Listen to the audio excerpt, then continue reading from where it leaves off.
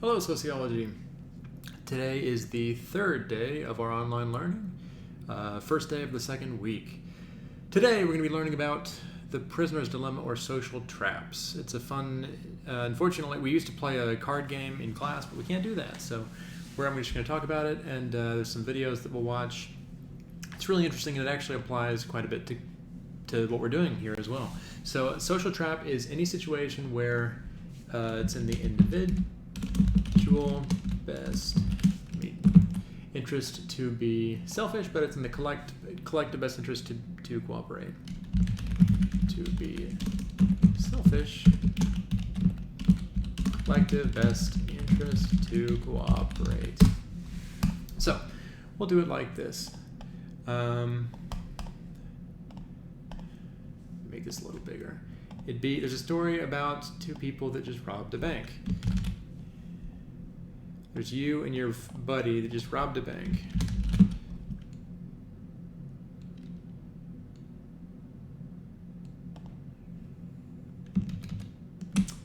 You and your friend that just robbed a bank. Selfish.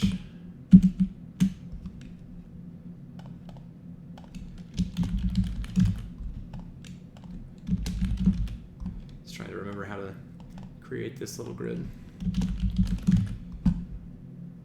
Selfish, cooperate, and then there's you, and there's your friend. So you both just robbed a bank, and the police found you afterwards, and they know it was you, but they can't prove it was you. So they have you and your friend in separate interview rooms, and they tell you, look, we have your friend in the other room. He's, I don't know what he's doing, but we both know he's talking. Just tell us what happened and we'll go easier on you, because you know he's already spilling it. And just tell us, and we'll do a little bit easier on you. He's talking anyway. So in your mind, you can either be selfish, which by the way means talk, or you can cooperate, which means stay quiet. I think the phrase snitches get stitches comes to mind. Selfish talk and stay quiet. You each have both of these options. Now, different things happen if you or your friend have these different options. You could both stay quiet. You could both talk. You could stay quiet. Your friend could talk, or your friend could stay quiet and you could talk. Those are the four possible outcomes. If you both stay quiet, you both go to jail for 6 months. They can't prove it was you, but let's make it a little bigger. But they get you for something smaller. Can you even see that? You sort of can. Let me move myself to the other side of the screen here. There we go.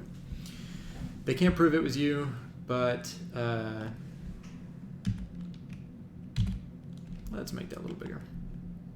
But they get you on something else like tax evasion, or I don't know, get you on whatever they can, because they know it was you, but they can't prove it. So you both go to jail for 6 months. The thing in the actual grid is this is you, and up in the top there is what happens to your friend. If you are selfish and your friend, if you talk and your friend cooperates, so he says, I'm not saying nothing, but you say, yeah, he did it. It was mostly him, but yeah, we both did it. You go free. However, your friend goes to jail for 5 years. That's not good.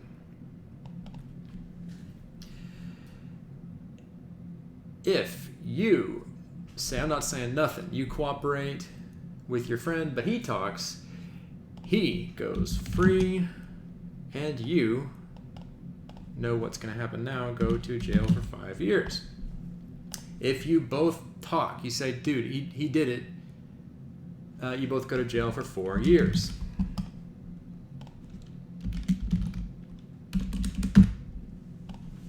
Now let's look at all these grids here. There's a little bit of a paradox that happens. What is the best possible outcome for both of you? The best combined jail time. The combined jail time here is 1 year. The combined jail time here is 5 years for both of you collectively. The combined jail time here is 8 years, and the combined jail time here is 5 years. So the best possible outcome for both of you, by far, is this one on the bottom right. It's to stay quiet. Both of you stay quiet. You both do your time, do your 6 months, get out of there with your head held high. And that would be if you both stay quiet and cooperate. The worst possible outcome is if you both talk, because you go for a combined 8 years. Now, if you're both working together and you both are being cooperative with each other, you have the bottom right grid. If you're both being selfish, you have the top left grid. And here's where it gets a little weird. Let's look at what you should do based on what your friend does. So if your friend is selfish, what should you do? If your friend is going to talk, you can either get 5 years or you can get 4 years. Do you want 5 years or 4 years? You want 4 years. So if your friend is talking, you should talk. However, let's look at if your friend cooperates, what should you do? Do you want 6 months or do you want to go free? If your friend cooperates, you should talk. So regardless of what your friend does, you should talk. If he's selfish, you get a year less for talking, and if he's cooperative, you get 6 months less for talking. It's always in your best interest to talk. However, if you both think like this, then you both get 4 years, and that's the worst possible outcome. It's called a social trap. It works in or prisoner's dilemma. It works in a lot of different ways. In this abstract, well, not really abstract, but in this prison way, you could work like that. Another way that it works with coronavirus is like this. So it is the same thing. Let's see. Although there's kind of a subset of this where it's groups rather than two people. So with the coronavirus, especially for young people, the cooperative thing would be to distance. And the selfish thing, especially since young people, including me basically, are much less likely to die from the virus, would be to go to work, go play, party, interact with other people.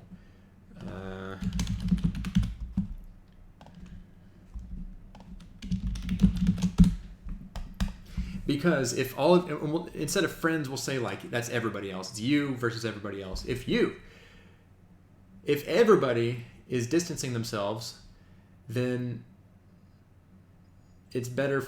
Well, it kind of works the same way. It's better for you to interact, but if everybody interacts, then we have this terrible pandemic that just infects everybody, and it's just this awful mess. But if everyone cooperates together, even the people that this virus doesn't really affect, like young people, then we have success.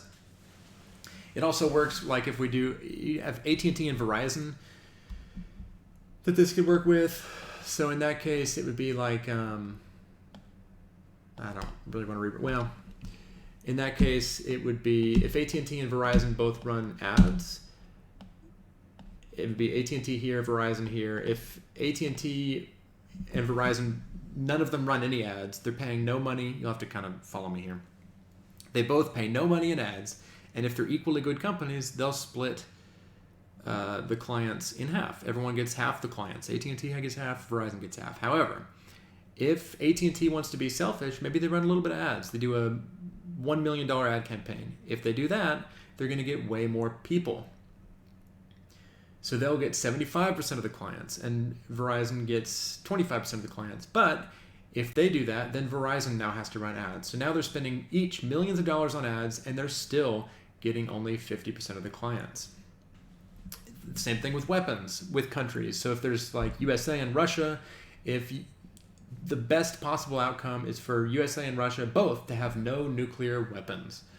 But if Russia has no nuclear weapons, it's better that the United States has nuclear weapons. But if the United States has nuclear weapons, then it's better for Russia to have nuclear weapons. Now we both have nukes, and that's bad for everybody. But it's also a social trap. So I'm going to send out a Google form asking some questions about social traps. Also, that's it. So, and tomorrow there's a really fantastic game show, and by tomorrow I mean Thursday. A really fantastic game show British people play. It was on years ago. It's really kind of funny, to be honest. But they do this with money. Actual people go through this game show, and they play this for a lot of money. And where they can choose to be selfish, cooperate, and I won't give it away. But it's really entertaining. We're gonna watch a little bit. It's the last. It's like a 45-minute episode, each one is, but the last 10 minutes or so, they do a social trap or a prisoner's dilemma to divide up the money that they've gotten, and there's a lot of interesting things that happen. So that's what we'll do tomorrow, but for today, there's a Google form that I'll hand to you, just answer the questions, and there is a Zoom call at 1 o'clock. Oh, by the way, I'm changing, there's not that many people show up, so I'm going to consolidate AP Psych and Sociology into one Zoom call at 1 o'clock. So there's a Zoom call at 1 o'clock today. I'll push out the link on Classroom. So if you have any questions, show up at Zoom and I'll answer questions. Consider that like a tutorial. That is it for today. Social traps, prisoner's dilemma. Hope everything is going well for everybody. And I'll see you next time.